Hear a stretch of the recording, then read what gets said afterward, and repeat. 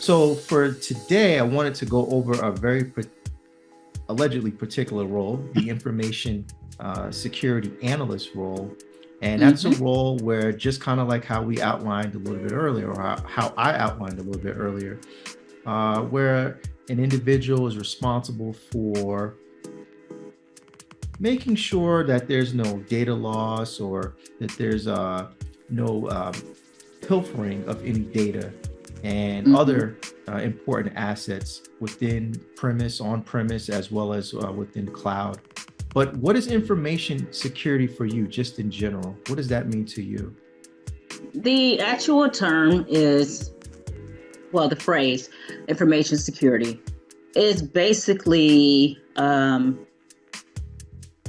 protection of an organization networks, their data, the systems, from unauthorized access, cyber attacks, data breaches. Um, you're protecting privacy information, business, um, like secrets, um, anything that needs to be protected is protected based off of cyber, a means through cybersecurity. So that to me is the meaning of cybersecurity. It's not just on-prem. I mean, it could be off-prem, as you were saying, in the cloud, also in a data center. So that brings in the physical aspect of it. And of course, let me see. Yeah, well, data center. And then of course, even physical, like getting into a organization, like say if you have to badge in. So part of cybersecurity, it's not just the computer.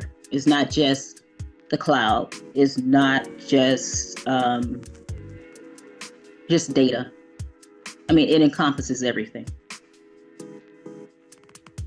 Yeah, that's for sure.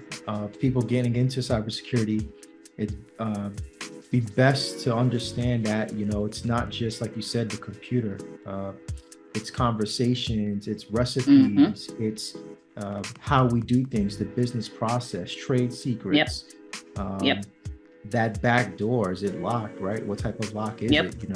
If you listen to some of those podcasts where they actually go over how hacks or pin tests went down, or maybe not pin tests, but actual breaking and entering, it's Mm-hmm. simple stuff like I remember this is from a very popular podcast. Can't think of it off the top of my head, but they wanted to see what was in the other room, a room that had a locked door.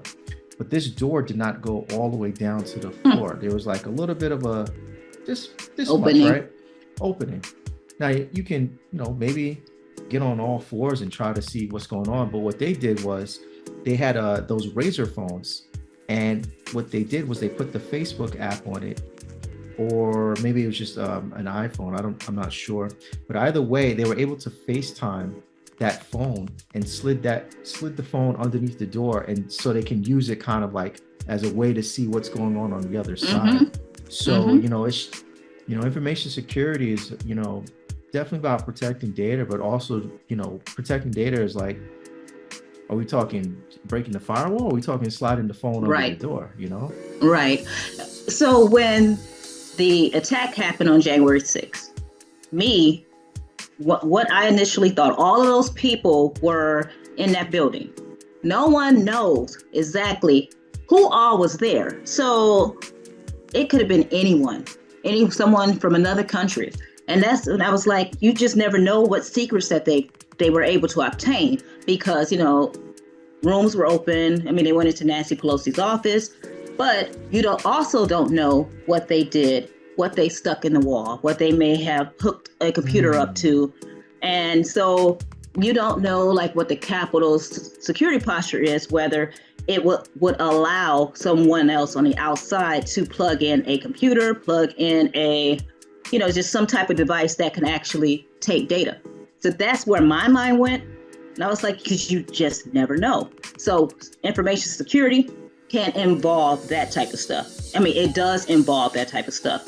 So when I was at the Postal Service, Office of Inspector General, when we used to go out and audit, we always had to let them know we're coming to this facility. And if so, because we couldn't plug in our laptops and then gain access to the network, we had to have approval. All businesses don't do that. It's something that they should do, because plugging into it, anybody can plug something into that network and mess it up. You have a true security mindset. When you said that about them not just taking but leaving at the Capitol, Yep. the first thing I thought of was, how did I miss that?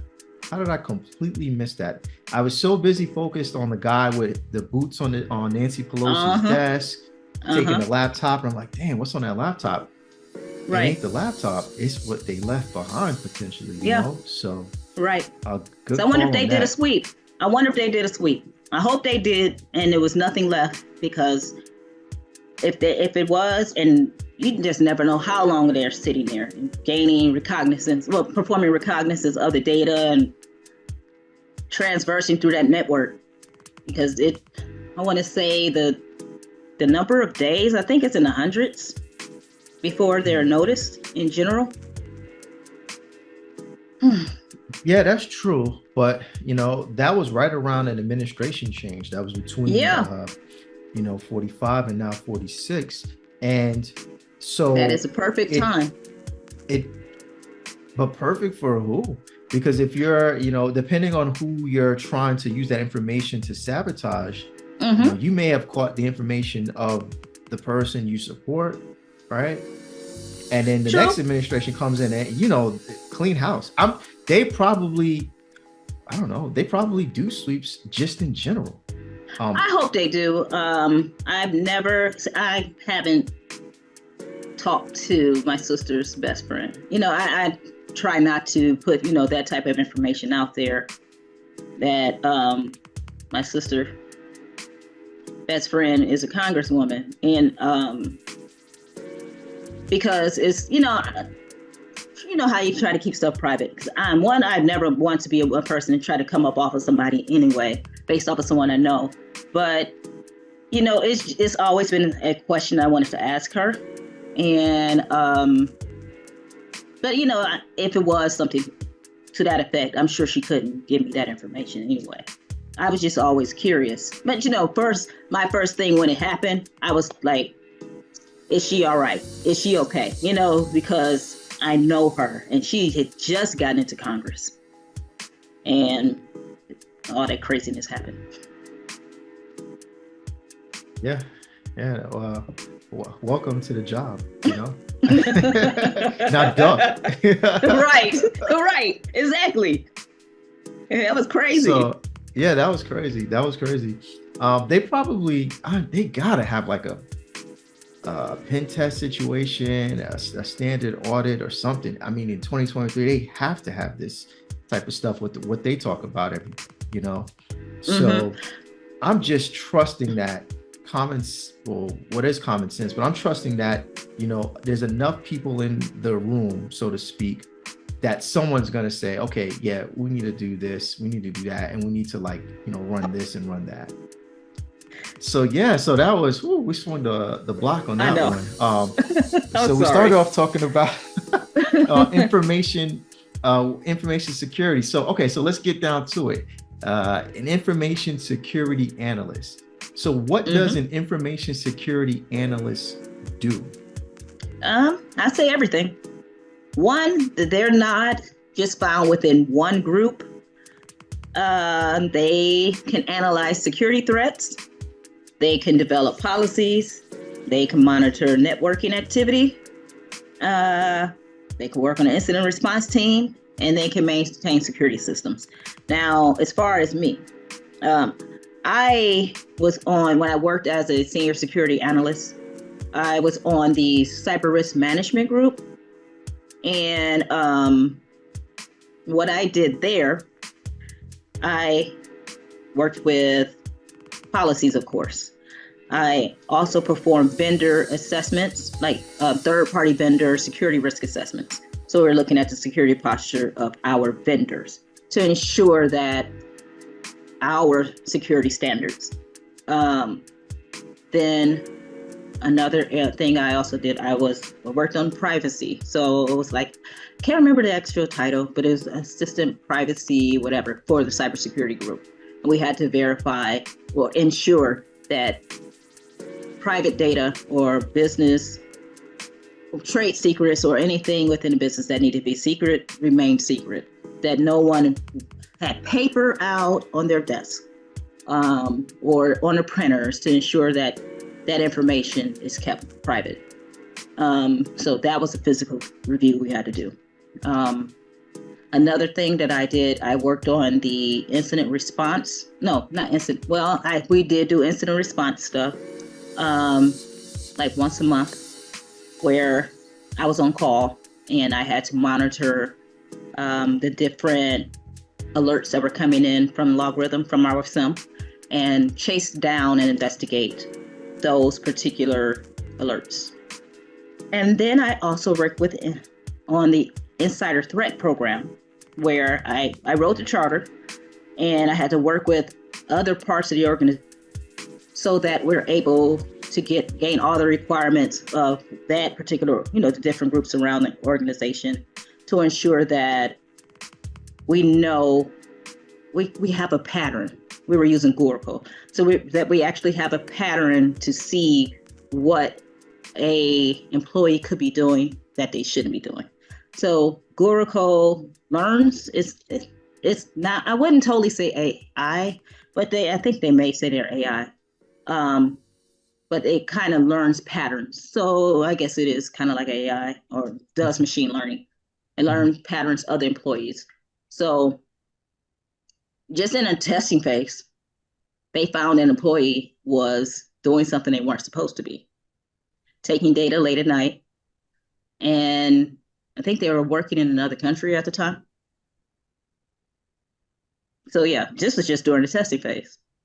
So of course that employee was let go and he had privileged user access. So just the testing phase? Yes, just the testing phase. So, I mean, that's why I was like, oh, this is cool. And I know there were multiple things. Let me see. That sounds like one hell of a mic check, just okay. Yeah. Fire it up. Let's go. Yeah. And and it was still learning. It was still learning. Now, now I can go further into the different teams, what an information security analyst does on the different teams. Would you like me to do that? By all means, yeah, for sure. Okay. So like I said, on the team that I was on, cyber risk management, we basically manage and mitigate cyber risk for an organization. And we work with members of such as like the CISO. And like I would have meetings with the CISO based on certain like vendors. And or we just talked to them. We were basically amongst their team. And then of course risk managers and then other IT professionals to develop strategies to protect of course the organization from cyber threats. So like I said, we perform risk assessments, and that's where we would identify potential vulnerabilities, and we had to develop plans to mitigate them. And as far as risk mitigation, we would implement security controls to safeguard and mitigate, of course, different risks. We also develop incident response plans and procedures. I wrote quite a few procedures. At one time, I wrote like 21 within a month. And so this is definitely that's a lot of procedures. Yes. Yeah. Because I was going to say, now this is one thing I tell my students. I always reiterate this because I'm sure they're like, why do you harp on me using Grammarly so much? Because just because you are in cybersecurity or in technology in general does not mean that you will not have to write. So when you're dealing with cybersecurity, all the teams have to do some form of writing, especially if they have some form of investigation. if it's a incident that popped up or they received an alert, they have to write that up, and they have to be able to explain what happened, what they saw, what happened, and what their resolution was, or what is their recommendation. And then they have to submit that to their management. It has to be reviewed. And so, of course, when it's reviewed, it's going to be edited. So you do not want to write just anything, because it's going to reflect against you. And so that's why I harp on Grammarly in general, although you need to be sure if you're going to do this writing. I wish a lot of organizations would bring Grammarly internally, but Microsoft Word is getting better as far as their editing tool. But run that information through there. And as far as the editing tool, I always place it on professional rather than just, I think, was it business? Professional, it gets a lot of stuff out. And I always try to get as close to 100% as possible. That way, my information is communicated well, because I've had times where I've written something and someone, they're always going to change something. So you can't be so upset that they're going to edit it. But you don't want them saying, oh, you did this, you did this, you did this. When really it's just a preference that tends to happen, but you don't want it to reflect badly on you. And then once your immediate manager looks at it, it goes up the chain. So some of my reports, the CISO had to look at it. So that, and especially if you're writing policy as well, that's everybody, entire organization is going to see that.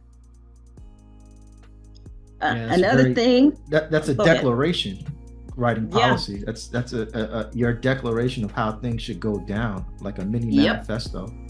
Yeah. I'm starting to just kind of get out of that a bit. I'm starting to see, like I mentioned a little earlier, I'm starting to see the light, and I'm seeing like, okay, a lot of this does, kind of speak to some of the things I like, like going into a spot and just cleaning it up and just getting it organized, structured, like just the whole thing is one giant zip tie operation, just getting everything structured.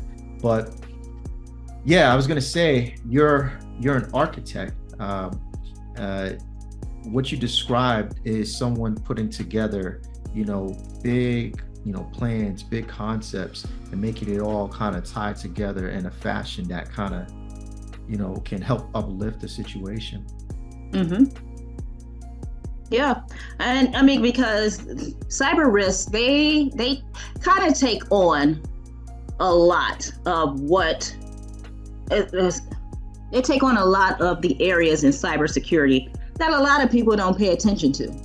They tend to, when they look at cybersecurity, they're looking more in terms of hacking, the SOC team, or pen testing and offensive security. But I think I mentioned this prior, cybersecurity is all the roles you can have within an IT job, you can have within a cybersecurity area. So you can have some very technical roles, or you can have some roles that are not so technical. But in every role, and all of this, we kind of talked about different things that are needed. Every area within cyber is about protection of data, the company, the network, documentation that may be hard, the physical security, security awareness training. So it involves a lot. Laws, compliance laws. We had to know this, and we had to stay on top of the different laws. It's privacy laws, GDPR. We're in the United States, and some people may think, just because you're in the United States, why do you even care about Great Britain's privacy law? Well, there are so many people within the U.S. that comes to the U.S. as visiting. They may be visiting from Great Britain, but you have to protect your data if they're working with you. I mean, if they're doing any form of business with you. But also, if you are doing any form of business over there, you have to protect that data as well. Then, of course, everybody knows about PCI. If you don't, that is basically Visa and MasterCard came together stating that they have standards of what a company is supposed to do in order to protect credit card data. Then HIPAA, we all know about HIPAA. If you don't, I don't understand why you wouldn't unless you never went to a doctor. So switching gears.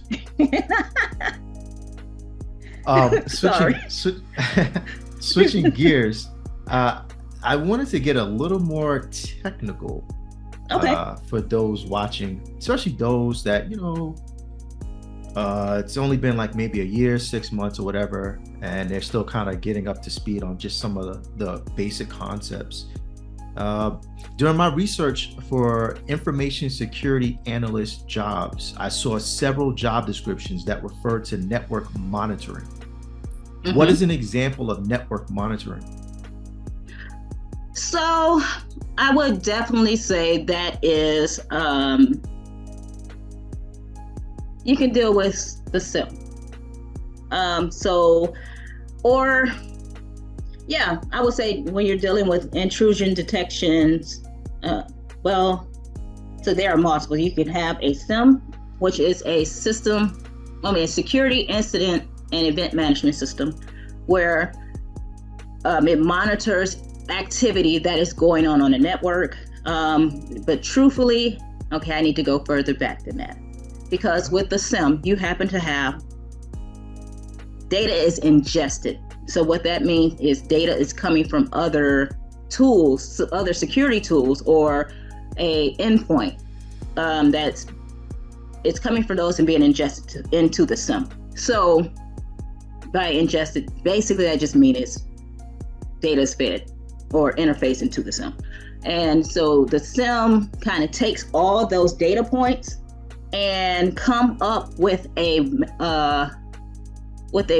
can assess what's going on and send alerts out. It depends, because they happen to have some SIMs that are out there that they're saying is like, it includes AI. So they may also not just alert people, they may try to prevent what's going on as well. So then you happen to have IDSs and IPSs, which is the intrusion detection system or intrusion prevention system. Those also monitor the network to try to check to see if any intrusions are occurring. And now, as they're stated, a detection system, they just they gather the information and alert someone. An intrusion prevention system, they will go ahead and try to prevent the stuff as well. That information is also ingested into a SIM. You talk about the data being fed into the SIM from other sources. What are the sources and what type of data? Are we talking packets? Are we talking frames? Are we talking, video, media? Okay. So normally what you get, you can put in, so I'm gonna tell you this right here. A SIM is as smart as you make it, or it can be as dumb as you make it. So you have to ensure that when you're when you're setting up the SIM or setting up the data that's being ingested, that you really do a baseline, because you do not want to place a bunch of stuff in there, because it's garbage in, garbage out. That's, basic form of databases.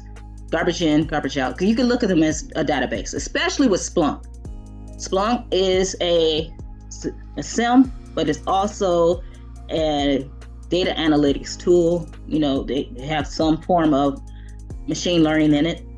But the tools, the devices the data that is ingested into the SIM, like I said, endpoints. It could be a computer. It could be a server. It could be a firewall. It could be a cell phones, anything that's on the endpoint where data could enter into the network. And what they normally use is logs.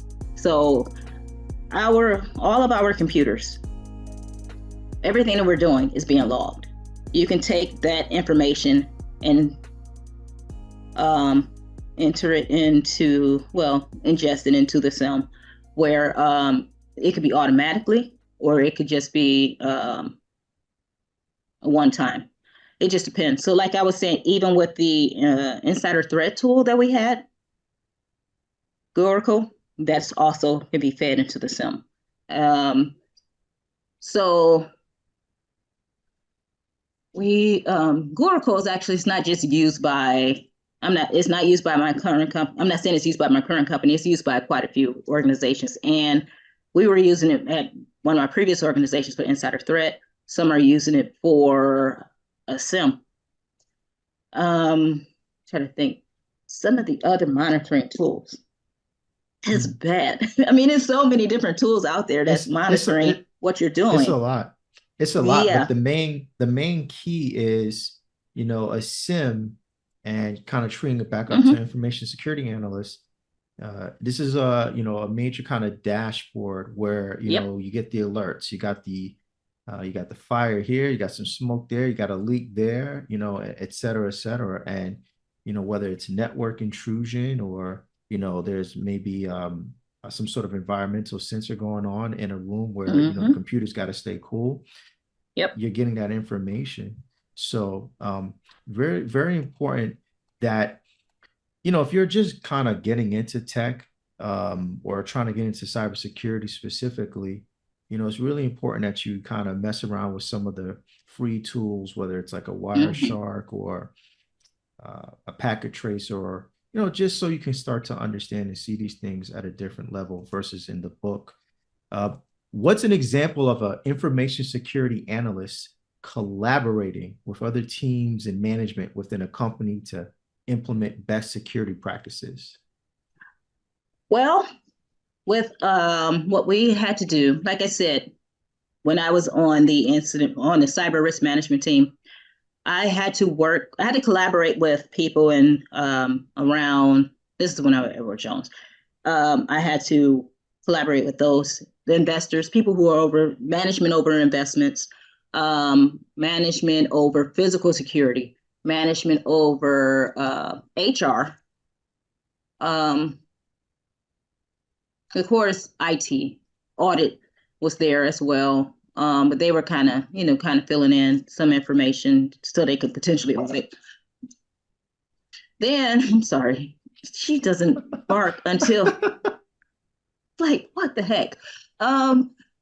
It's like multiple teams, especially teams compliance. I'm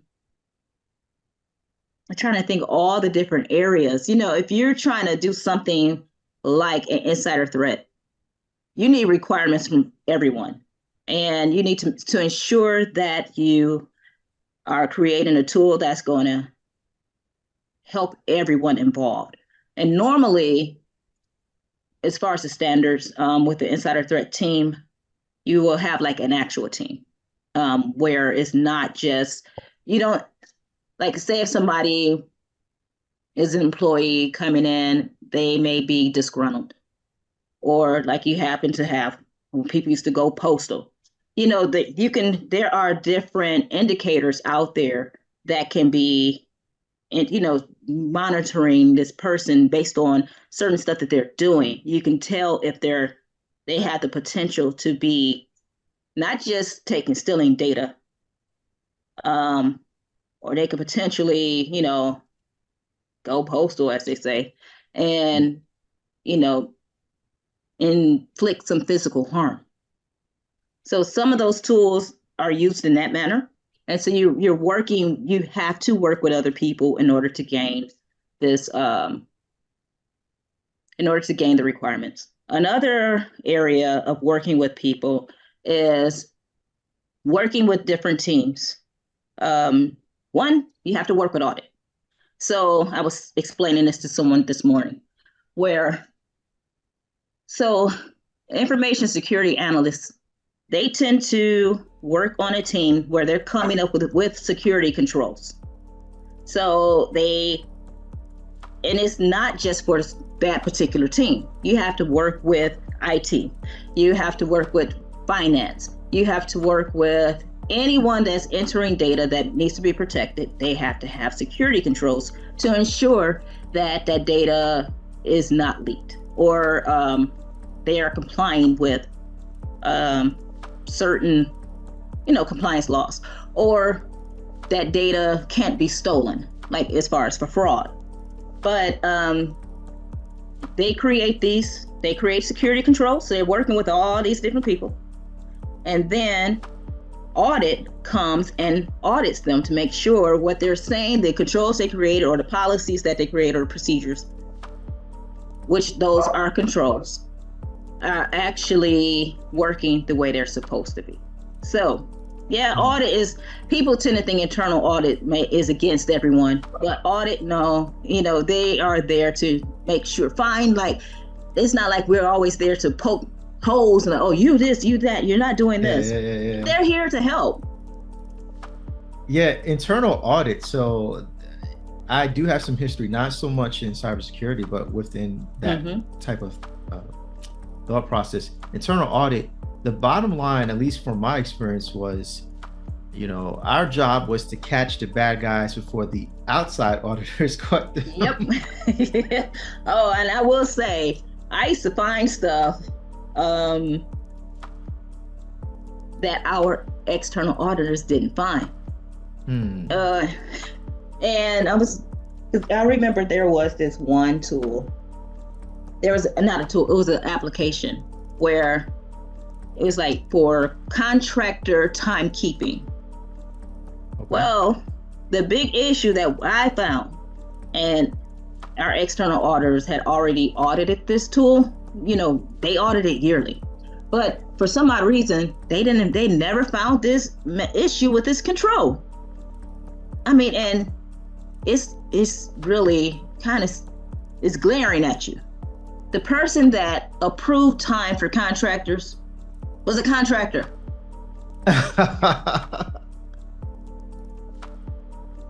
I'm not just the president, but I'm also a client. Yes. So it's like, how much risk is there that they are 100? Yes. And our funny. External auditors should have found that. I'm just like, how did you not see that? So, I mean, like I said, we're there. We saw it before the external auditors, but we're there to help you find the holes independently. Right. Help you clean that up real quick. You got a little in the back on the corner over there. Clean it up. Yeah. Especially if you are under a heavily regulated industry, like, of course, financial industry, or even the utilities. I know they're heavily regulated. And then, of course, the different, like the government. I know the post office is heavily regulated. People don't know that. They have two auditing bodies, plus external auditors that audit them. Not just one. Glad to know that the post office is trying something. Just switching gears a bit, excuse me. I wanted to go over a couple of certifications that someone looking to get into cybersecurity, maybe as their first or second, job in tech and IT, you might want to start thinking about, if you haven't already, like the CompTIA Security Plus. Just some quick highlights. It's like vendor neutral, so it's not really like, speaking towards a particular technology like Microsoft or Cisco, anything like that. It goes over network security, cryptography, which is basically encryption, and risk management, and like how to think like a security mindset, like how you pointed out earlier about, not just what they walked out the White House with, but what did they potentially leave behind. That's that type of thought process is in the CompTIA Security Plus, or CompTIA, excuse me. Costs about $392. It's about 90 questions, 90 minutes. There's several performance-based questions. They, I believe, count for 50 points a pop. And then the rest are multiple choice, and you need a 750 out of 900. There's another one. It's the CYSA as well. I'll get back to that a little bit later, though. Yeah, and actually, I didn't put that one down. Yeah, of course, the CompTIA, and then once you've been in audit, I mean, not audit, once you've been in cybersecurity for 5 years, you can go for the Certified Information System Security Professional. And then they also had a CASP. So this is coming from the ICS squared. ICS, Yeah. is squared, right? I say Yep. two, but it's squared. Yeah. Yeah. Yep. So they have this one and they have the CASP.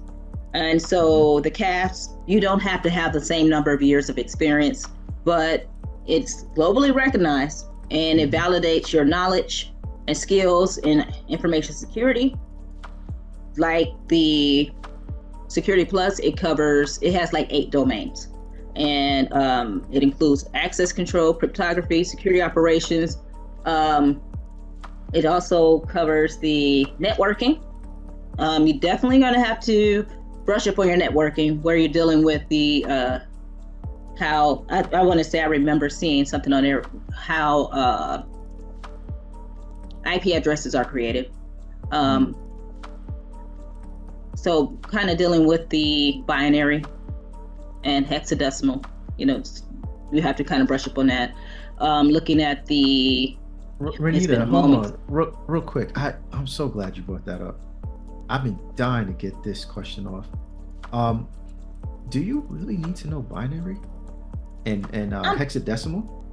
Well, it is for networking. So binary is for when you're creating different networks, like network architecture, and you are setting up the different networks within a network. You can have a private network, you can have all these different types of networks. So a network is based on the type of network, and I know it's the slash at the end. I can't remember what that is called. Oh, it's been a moment. That's CIDR. Like /24.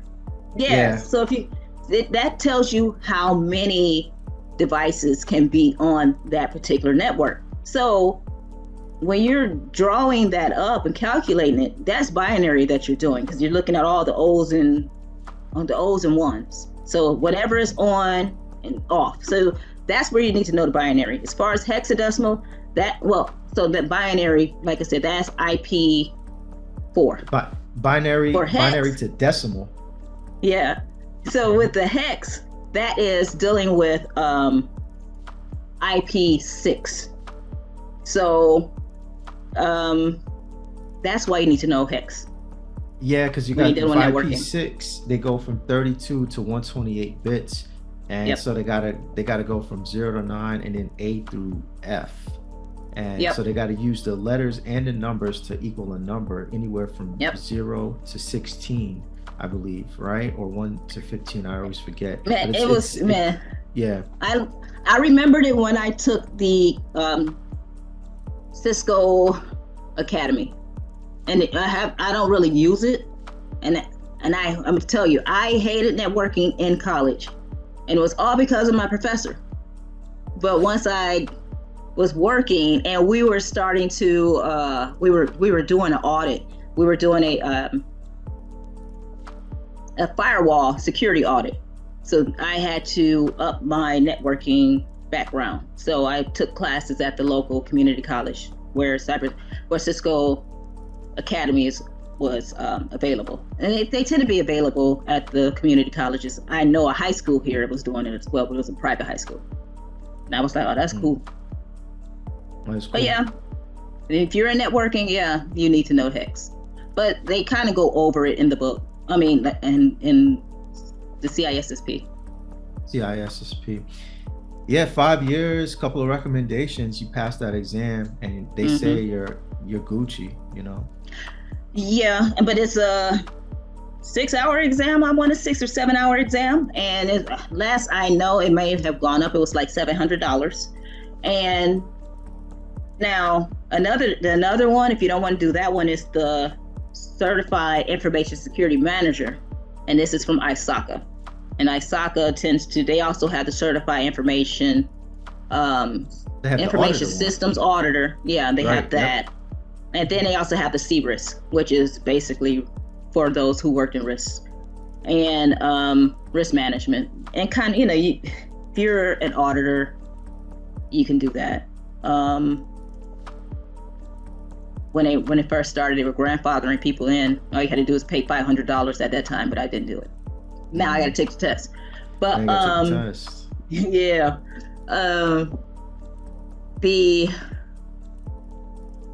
so with the CISM, that one too, I want to say you have to have some years of experience. But I will. People say it's easier.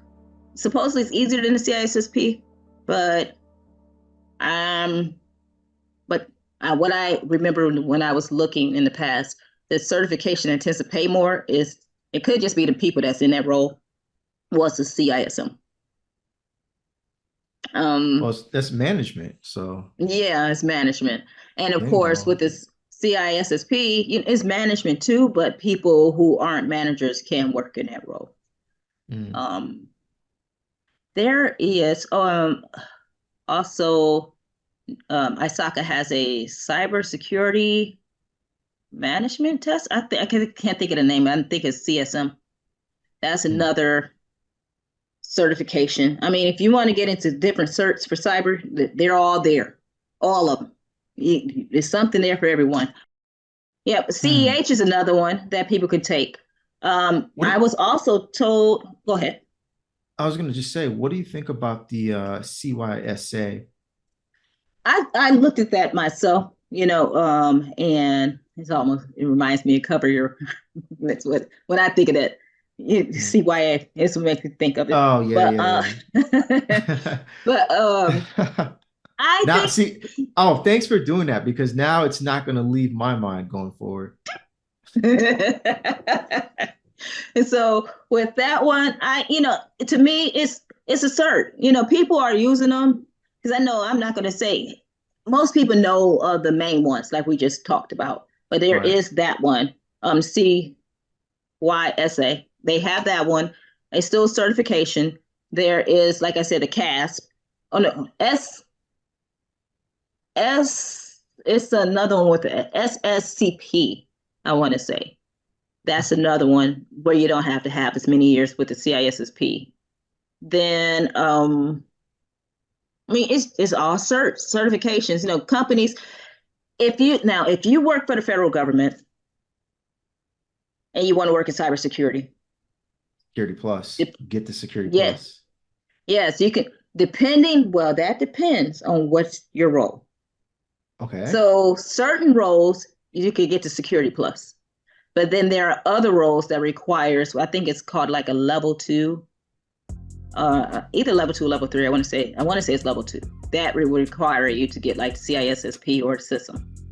And I want to say, which role was that? I'm not going to wreck my brain right now, but it might have been almost like the Information Security and the ISSO or ISSM. It might be the ISSM, Information Security Manager. I told you a couple of weeks ago, we're going to start playing like Kahoot. I think I'm just going to bomb you with acronyms. Like, okay. Oh, goodness. Yeah, because if you're in cyber, it's a bunch of acronyms, and then don't work at companies that have a bunch of acronyms. Oh man. Yeah. Sometimes I'm looking for stuff, and I have to go. We actually have a directory of acronyms, and sometimes some of them are not there, and I'm like, well, what is this one?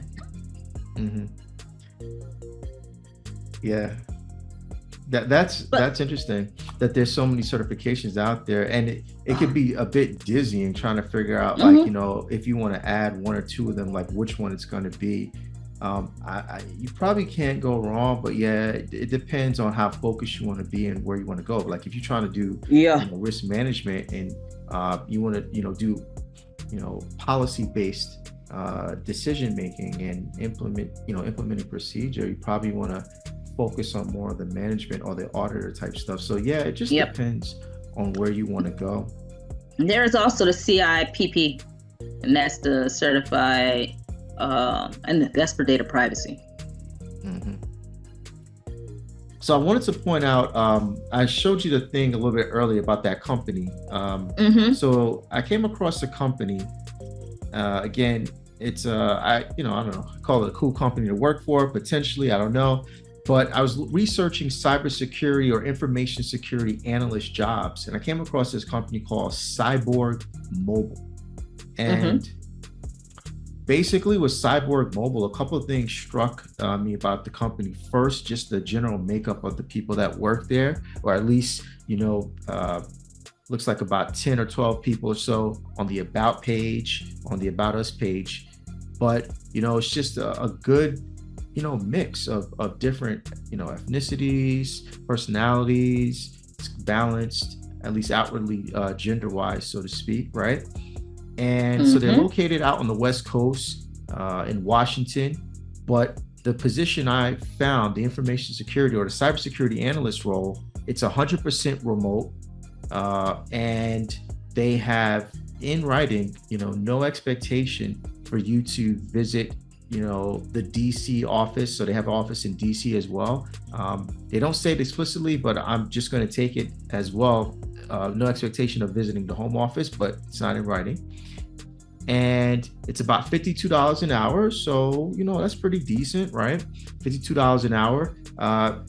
This is what I like about their listing. It says years of experience required, 5 to 7 years, but then they follow it up and they say it may be fewer years if the resource can, if you can demonstrate your knowledgefulness and your skills and your ability to adapt and learn on the fly in the role. So if you show great instinct, right, by, working on labs, working on like Wireshark, or just, understanding the core technology, you build up your instinct. And if you can demonstrate enough instinct and, some time working in a IT shop or, even like help desk, they might give you a chance. They say degrees or certifications are not required. No degree or certification is necessary, but it is preferred. So they're honest about that. They say a security degree or certification is helpful. So, you can go back to school, or you can get the Security Plus. And just in general, when I was looking through their pictures and stuff, I kind of like the vibes. It's like a for-profit, nonprofit. Yeah. What struck me was the amount of diversity that I saw in the picture, because cybersecurity in general, it's not very diverse. Not when I'm saying diverse in regards to not just nationality, also with gender. Overall, I know with cybersecurity, there is a worldwide, like 21 to 25% women. But if you bring in minorities like blacks, it's, I think, 9% black, 8% Hispanic, maybe overall. But if you slice that again, when you're including women, it's 4% black women, 3% Hispanic women. So just their picture in general, their whole website, hopefully, that's everybody at the company. I mean, maybe they have more, but it looks like it's welcoming to those who are trying to get into the industry, or those who are looking to get into the industry, who may feel, who doesn't want to be the only one. Another thing, when they said you may be able to demonstrate your capability of cybersecurity, I know what that is. So as far as those trying to get on, people who've done boot camps, people who've done apprenticeships, I'm not going to say this, it's probably for everyone. You're going to have to, probably during that interview, they're going to give you a case, some type of probably capture the flag event, something to demonstrate that you actually have the ability to perform that job. So this is something I've never had to do in my life. And I've heard so many women in the Black Sisters in Tech group on Facebook, they talked about it, I was just so surprised. I'm like, you guys had to do what? I mean, I know with tech industry, um, like Amazon requires that. I think Facebook requires it. So it's not something that's new. I've just never had to do it ever in any of my roles. I found I was talking to an associate of mine's, and they were going over like interview questions, technical questions that they experienced, and one was it was a nice one. So the hiring manager said that their computer, for whatever reason, could no longer go on the internet. Fix it. Like that was like question. And so what the hiring manager did was in some way disable the computer. So that much is obvious. So my associate took about 30 seconds and just took a wild guess. But their instinct, I always say it's the IT instinct. Once you get it, it just never goes. So their instinct kicked in. And as a Linux box, I have no idea which distro, but like Ubuntu or something, right? But so he goes into terminal and he just has the presence of mind to go to the routing table and figure out if it was disabled to point to the default gateway and then just re-add it back to the table. And so, yeah, you might get that type of question where they just want to see your creativity. They want to see your resourcefulness. They want to see, just how much you know about what's even available in here, And to tell you the truth, I understand why they're starting to do that because one, it's so many people trying to get in the field. And of course, as I was saying earlier today, there still are a lot of barriers to getting in the field, even though there are like so many jobs that we need people in. But with so many, like I said, so many people trying to get in, they have to figure out a way to ensure that this person knows exactly what they're saying. Because people do lie on resumes. And people will embellish on their resumes. And so they have to, the best way of doing that is not just the questions. Sometimes it is the hands-on activity. And now one thing I will say, some of those women that when they were discussing it, like they went ahead and went through all of this, they did the hands-on, they got the program right and everything, but they still weren't picked. And sometimes, and one thing they did state that sometimes they think some of these companies are using this interviewing process for people to actually do the work that they're doing. Oh, I've heard of that. I've heard of, you submit, I don't know how it would go down in cybersecurity, but in other fields, just in general, I've heard of that where you do, give me an example of this, or give me a marketing example of that. And then you submit that and it's like, okay, well, we decided to go elsewhere. But meanwhile, you did like, a couple hours, 6 hours worth of work and you gave them like some kind of ideas, Now, you know what? I can't say, now I just thought about it. I can't say that I've never had to do that. I did. It wasn't Udacity. They interviewed me.